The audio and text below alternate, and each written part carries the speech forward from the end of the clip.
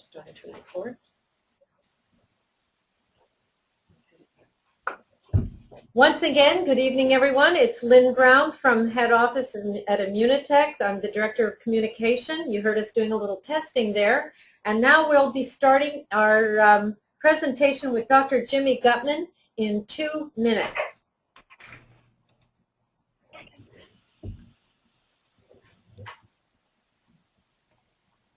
We notice people are signing in and we're getting a fantastic attendance. We just finished the French call. That call went very, very well with a lot of attendance. So we can see that this is a very important topic and a very important presenter. Dr. Gutmam, are you standing there waiting to get started? I sure am. Okay, great.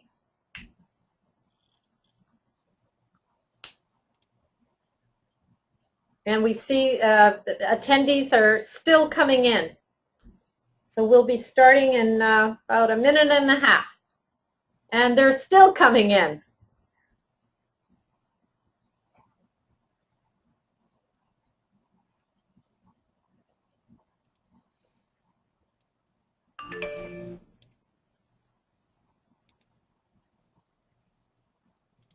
Okay, we've started recording. So I would say, Dr. Gutmam, you could start your presentation now, and thank you.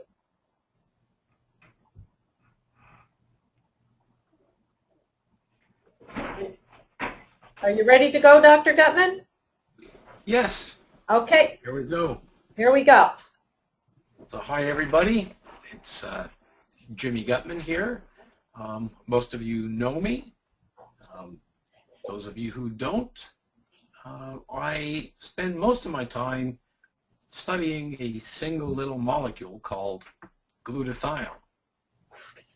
And this is what we're going to look at tonight. We're going to look at glutathione in health and disease. Now, for many of you, glutathione may be a strange and wonderful word, but if you go out onto the street and ask anybody if they've heard about glutathione, most of them will look at you funny and wondering, what are you talking about? Well, this is going to be changed in the next couple of years. When we first started doing our research on glutathione about 40 years ago, really only a couple dozen good articles written on glutathione. But as of this year, in February 2012, we passed the landmark. We have now in our hands, have accessible to us over 100,000 articles on glutathione. And you can access these on the best search engine for medical and scientific articles called PubMed. And I welcome you to do that. Now, I'm going to take you back well over 100 years ago. When glutathione was discovered. It was discovered by a French scientist, J. de Pallied, and this was back in 1888. And he didn't name it glutathione, but he called it and considered it coincident with the origin of life. And the reason why he did that is because every living tissue that he looked at, whether it was from a human, an animal, an insect, or even a plant, contained this glutathione. So he knew that it was essential to life, but didn't call it glutathione. Well, probably about 30, 40 years later, this British scientist, Sir Frederick Gowland Hopkins, look at the way this guy is dressed. If I ever went to the clinic or the laboratory dressed like that, my wife would kill me. But he actually was able to further describe glutathione and actually gave it a name. And Sir Hopkins actually got the Nobel Prize in 1929. I'm going to move fast forward about 50 or 60 years. This is Dr. Alton Meister. Most of the foundation work and the modern research done on glutathione is done by this gentleman. He's considered the grandfather of modern-day glutathione biochemistry. He worked very closely with Dr. Anderson. I guess if he's the grandfather, she's got to be considered the grandmother. And they elaborated on the biochemistry, but they really didn't know all that much what glutathione did in your body.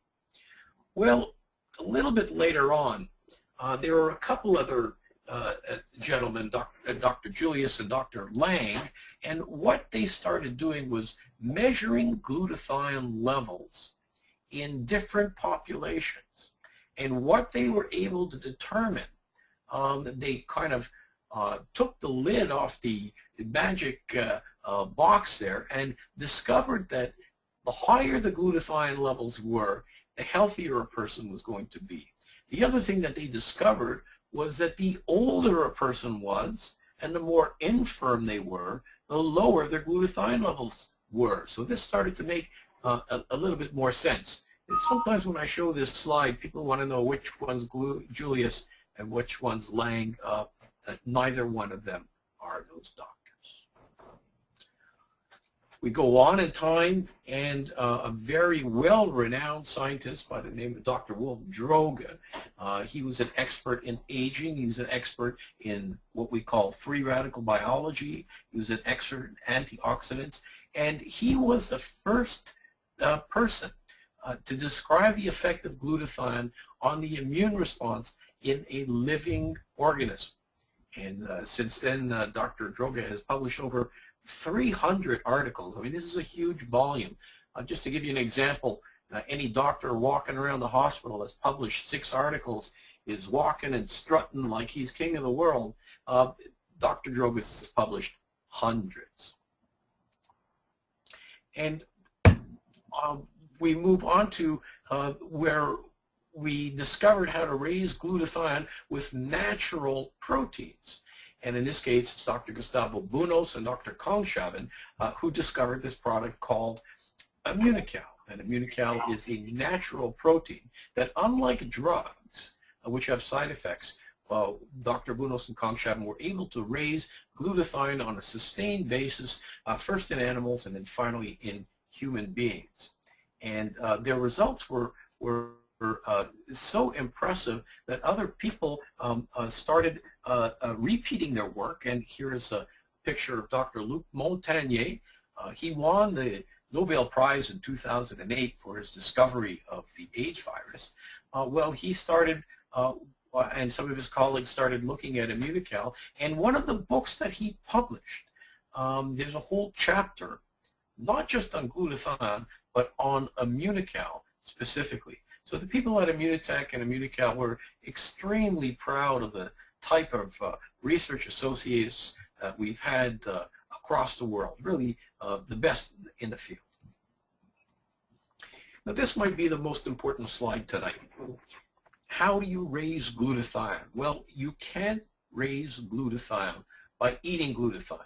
If you eat glutathione, it's rapidly going to be broken down in your digestive tract, and you'll end up with just very expensive toilet water. Glutathione has to be manufactured by your own cells.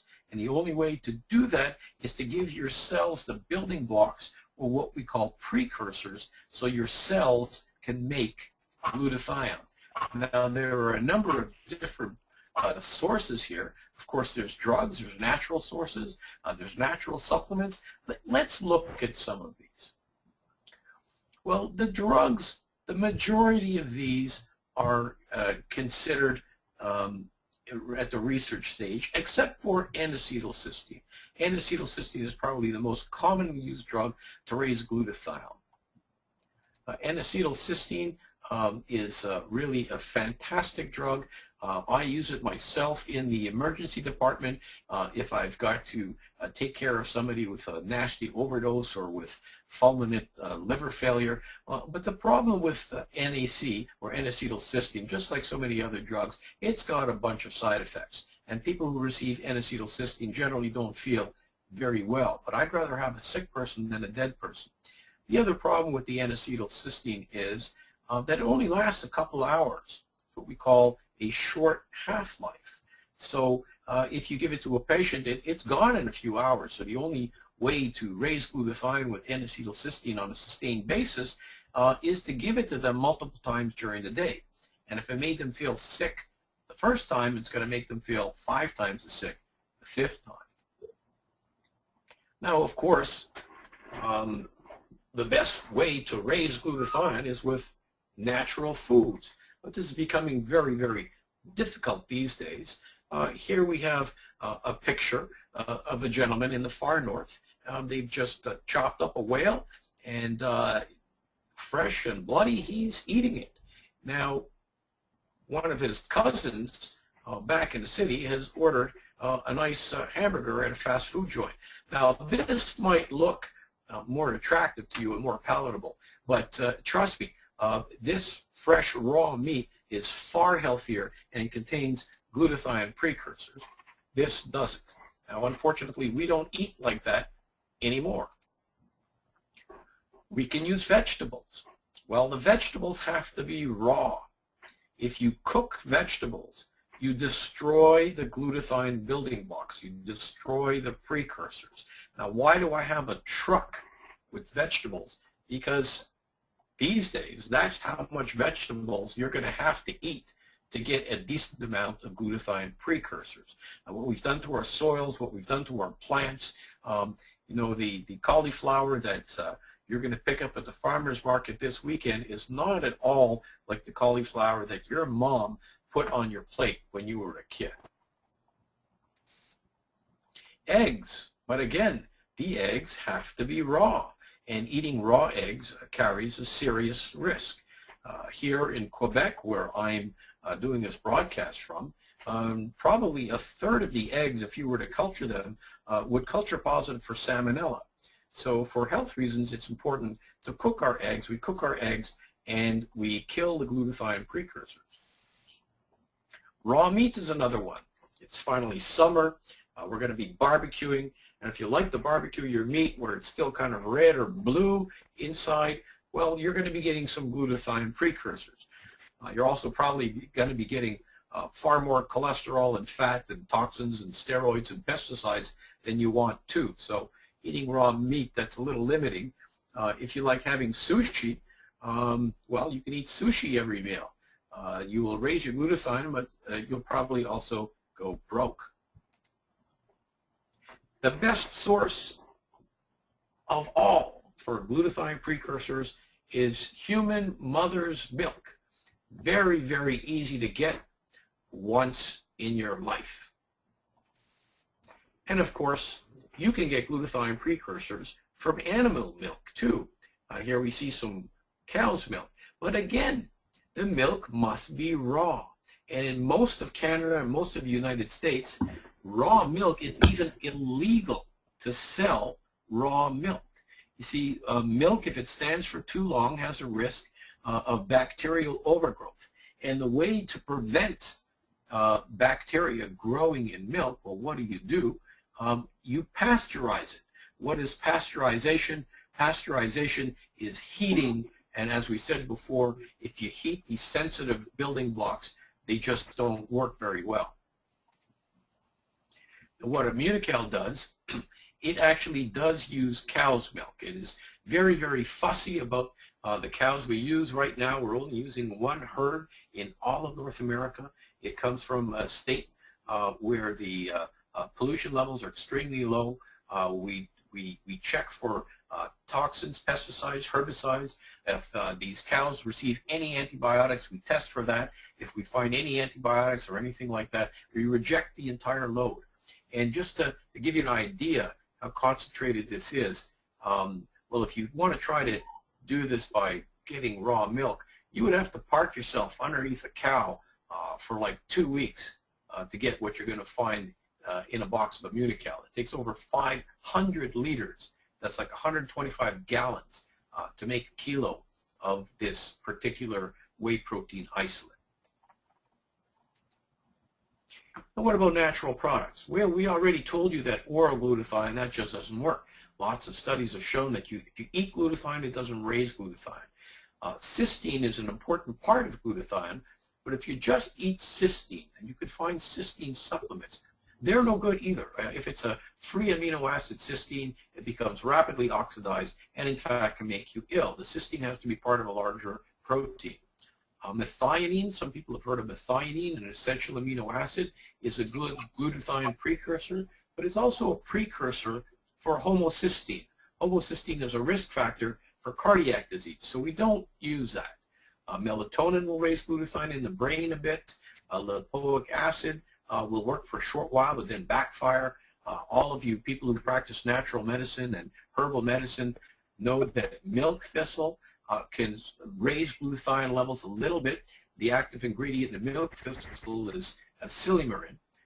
But really, we need to get to what we call a patented whey protein isolate, whereby we're able to take the specific proteins out of milk, keep them in a undenatured state. In other words, avoid heating, avoid mechanical damage, and then you've got yourself a glutathione precursor. Now, glutathione, you know, if I were to speak to a group of doctors, I would talk about a dozen different things that glutathione does inside of your cell, most of which would put you to sleep in 5 minutes. But tonight, if you can remember 3 things represented by the word AID, well, then you'll have 95% knowledge of what glutathione does. A stands for antioxidant, I stands for the immune system, and D stands for detoxification. Let's look at antioxidants. Well, we all know about antioxidants and their importance in literally hundreds of disease processes. This is so important that a whole new field of medicine has started just looking at antioxidants in health. We call that free radical biology. Well, if we're going to be talking about antioxidants, we also need to talk about oxidants. We need to know what oxidation is. If you leave a bunch of metal or nails outside for a couple of weeks, they're going to rust. This is oxidation. If you leave a tub of butter out in the sun, it's going to become rancid. This too is oxidation. What happens when you cut an apple in half and leave it on the counter? It turns brown.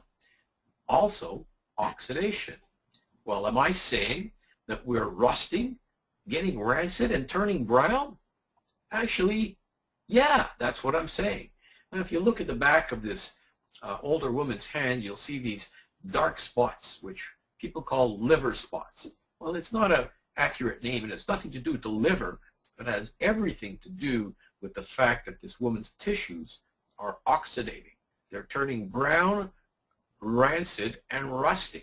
Now, do I really care if she's got spots in the back of her hand? Not so much. But the same process is taking place in her brain, in her heart, in her liver. So we've got to do something about it. And this is what free radical biology is all about, the study of antioxidants and oxidation and what we can do. And there are literally hundreds of different disease processes where antioxidants can either prevent or even treat a problem. So oxidation, how does this take place? Well, if we're breathing, if we're eating, if we're exercising, if we're alive, we produce a toxic molecule called a free radical. It's kind of the pollution that's produced by your cell. And these free radicals are nasty little molecules. Not only do they cause damage to cells, but if they touch another molecule, they can turn it into a free radical as well. Now, this free radical production is an unfortunate consequence of life. We all produce these things. Here we see a bunch of free radicals, and next to it, some healthy cells. And look what happens. Free radicals drift towards the cell and up, touches the cell, and after a while, fills the cell with other free radicals. So you end up with a damaged cell. And of course, that cell is touching another cell, and that cell is touching another cell, and what you end up with, there you go, one of those black spots on the back of your hand or in your brain. So our bodies have a way of dealing with this. And the way we deal with these free radicals is by using antioxidants. Here we see vitamin C looking suspiciously like a Pac-Man. Vitamin C, I use that because it's probably the best known antioxidant. And watch what the vitamin C does. Vitamin C will go ahead and in its little Pac-Man mouth actually chomp onto a free radical. And what happens, the vitamin C neutralizes the free radical. The problem is the vitamin C, its mouth is full, it's also neutralized. And at this point in time, if nothing else were to happen, we would just pee out this oxidant-antioxidant complex. Anybody knows the color of your urine after you take a vitamin C pill or after you take a multivitamin, you notice that it's quite yellow or quite orange. You're actually peeing out this antioxidant free radical complex.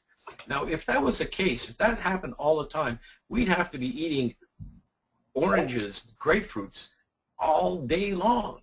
But there's a mechanism in place that our bodies have. It's incredibly eloquent that can spare this. Up to this point, many of the people who have studied biology and biochemistry and pharmacy and all of you other keeners, this is not news to you, what I've shown you. What I'm going to show you now is new to most people. What the vitamin C molecule can do, it can come across a glutathione molecule or a series of glutathione molecules. And look what happens. The vitamin C will hand off the free radical to the glutathione molecule, whereby it becomes liberated. It is now able to continue its work and continues doing this ad infinitum. So what we've done by having glutathione in our cells was we can recycle vitamin C. We can recharge vitamin C so that it just doesn't get peed out of your body. Now, is it just vitamin C? No.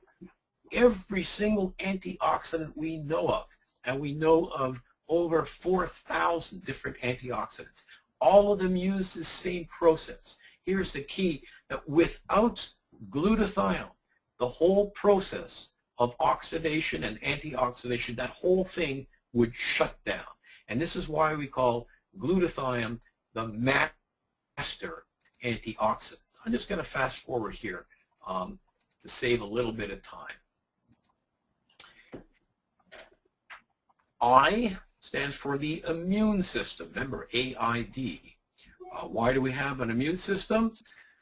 We have an immune system to protect us from things that are not supposed to be in our body, what we call a foreign antigen. Here we see some bacteria. Here we see some fungus, virus, a parasite. Our bodies are teeming with these creatures. We're probably carrying between 4 and 5 pounds of these creatures. And why is it that we aren't falling sick? Well, our immune system is in place to make sure that these things are kept in control. The immune system keeps these microorganisms, these little bugs in control, but not just bugs.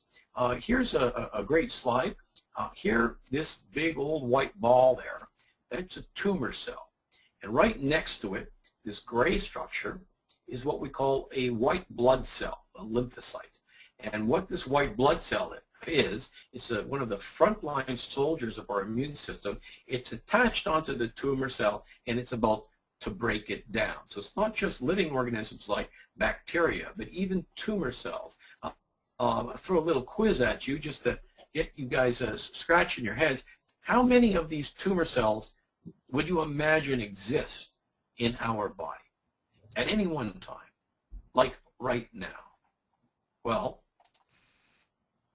on average, believe it or not, we've probably got about 1 million of these tumor cells swimming around. You know, the smokers, probably more. The older people, probably more. The young, healthy people, less. But why is it that you're not going to have to run to me or any other doctor in a couple months with cancer? Because your immune system is there, constantly on guard, finding these abnormal cells and getting rid of them. People with a weak immune system are much more prone to the development of cancer. So I'm going to show you how the immune system works. I'm going to give you a course in immunology. You doctors out there, please forgive me. I'm going to teach you immunology in 90 seconds. And our subject tonight is President Obama. Everybody knows President Obama, very friendly guy. Tonight he's probably out there campaigning, shaking hands with all kinds of people. The problem is when you're in a crowd like that shaking hands, somebody is going to leave a small glob of viral secretion on Obama's finger. And then Obama is going to either rub his nose, scratch his eye, touch his ear, and this gives that viral particle the opportunity to enter into his bloodstream. And you see very quickly, surrounded by those frontline soldiers, those white blood cells that are going to seek and try to destroy this viral particle. In 15 or 20 minutes, Obama might be loaded with hundreds of thousands, if not millions, of viral particles. But he's only got so many soldiers. He's only got so many white blood cells. How can he possibly take on a large threat like that? Well, the white blood cells will start making copies of themselves. They'll start duplicating themselves. They'll start cloning themselves. This almost looks like multi-level marketing here, doesn't it? These white blood cells can actually multiply themselves about 500 times. That does not mean 500 white blood cells. It's 500 multiplications. If you've got a calculator in your hand, you don't have enough room on the screen of the calculator to accept that number. Now here's the punchline. Without glutathione, this whole process here fails. The cloning of these white blood cells just slows down and comes to a stop. People with low glutathione levels are immunocompromised. They cannot fight off infections adequately. So you need to think of glutathione literally as food or fuel for your immune system. Finally, D for detoxification, something everybody's concerned about. When I was an emergency doctor, I knew about glutathione because I would use it to take care of certain drug overdoses. And I would use a drug, N-acetylcysteine, to raise glutathione. And unfortunately, my patients all fell sick on it, but it was very effective. But as an emergency doctor, I knew about these certain overdoses. But what I didn't know, check out this list. I mean, if your computer screen went all the way down to the floor, I could fill it with stuff that you are exposed to every day of every week. Things that you eat, things that you breathe, things that you drink, and glutathione is absolutely critical for getting rid of these things. Things like automobile exhaust and cigarette smoke and all the junk that our industry spews out into the environment, and pesticides and herbicides, and I have a picture of fish there because when we eat fish, unfortunately, we're probably also eating heavy metals like mercury and lead. You know, every time you've got a barbecue in the backyard, I mean, great, it's summer now, we're going to be barbecuing, but when you're eating the stuff off your barbecue, you're eating a bunch of carcinogens, which are only eliminated by glutathione. Every time you have a hot dog, every time you clean your house, and on and on and on. And by no coincidence, the highest levels of glutathione to be found in your body is in your liver, which is, after all, your major organ of detoxification.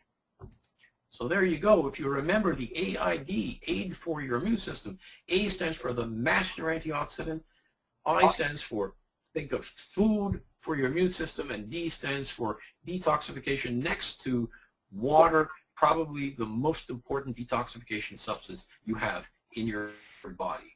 And the problem is that there are so many things that tax into our glutathione levels, drugs and injury and infection, and as the glutathione levels drop, you end up with more oxidation, more free radicals, more toxins. Glutathione continues to plummet, and you end up with a weak cell, a sick cell, and worst case scenario, a dead cell. So we have to do everything we can to reestablish our glutathione levels, and the way to do that, the only patented natural product in North America and the world, proven and clinically proven to raise glutathione levels and to sustain an immune response, is this Immunotec, which is a protein glutathione precursor. It's been around for many, many years. It's been on the market for about 15 or 16, but the research has been ongoing almost 40 years. Over 1 million people have ingested this, which is great for the company, but also great because we know what to expect, indications, contraindications, side effects, which are very, very few. And thoroughly studied the difference between this natural product and 99% of the other things that you're going to find out there. We actually have published clinical articles written specifically on the product Immunocal. We're not talking about an area in general. We're talking about studies done with this specific product, not just in a test tube, not just in a mouse, not just in a rat, but in humans, in large studies, in what we call double-blind, placebo-controlled studies. Very, very difficult and expensive task, and this is a company that continues to pour millions of dollars every year into ongoing research. You can find Immunocal in either one of these two books. This is an American book called a PDR, Physician's Desk Reference. This is a Canadian book called a CPS. Now, the interesting thing about these two books is they contain all the drugs that a doctor can prescribe. But if you turn to the I section, you'll find this non-drug, something called Immunocal. And it's written just like a drug, except it's not a drug, it's a natural protein. Indications, contraindications. And you will find one of these books on the desktop of every single doctor and every single pharmacist in North America. So don't be shy to ask your doctor or your pharmacist, you know, is this a good thing for me to take? They may not know about the Immunocal. Once they crack that book open, well, just watch their jaw drop. So there you have it, Immunocal, second to none. I think we are definitely the leaders in the immune segment of the market, but now we're moving into the very healthy people. We're very, very popular in the athletic realm. We're popular for people trying to increase not just their physical abilities, but their mental abilities. There isn't a single person in the world that cannot benefit by taking this product, this very, very important and rare glutathione precursor we call Immunocal. So hopefully somebody out there has picked up some information tonight. I hope you've learned something, maybe been entertained a bit, and with all that, I'm going to wish you good health, and I'm going to hand the reins back over to Lynn Poole-Brown. Well, thank you very much, Dr. Gutman. I can tell you, you had a huge attendance here this evening. And to all those attending, we have recorded this presentation this evening, and we will be putting it in the back office tomorrow. So thank you very much, Dr. Gutman. Thank you to all the participants. As far away as Ireland, I noticed. Hi, Willie. And that's it for tonight. We'll talk to you all very soon at the next webinar. Good night.